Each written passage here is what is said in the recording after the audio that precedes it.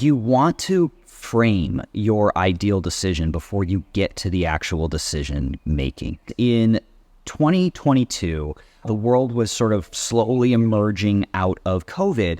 And as a family, we decided we're going to go to Europe.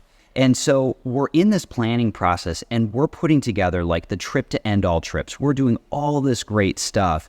And we put each kid in charge of one segment of this grand adventure. Each little segment of the adventure was totally fabulous. In some ways, it was really the best vacation or adventure we had ever undertaken.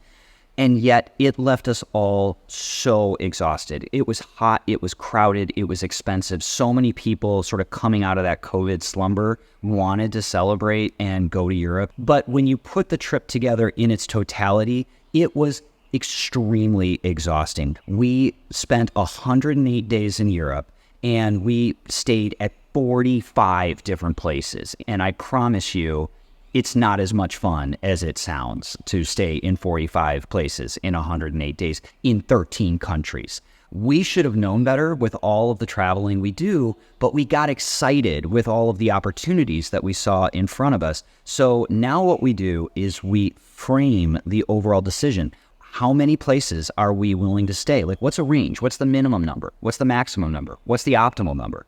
What's the amount of money that we're willing to spend? The minimum, the maximum, the optimal.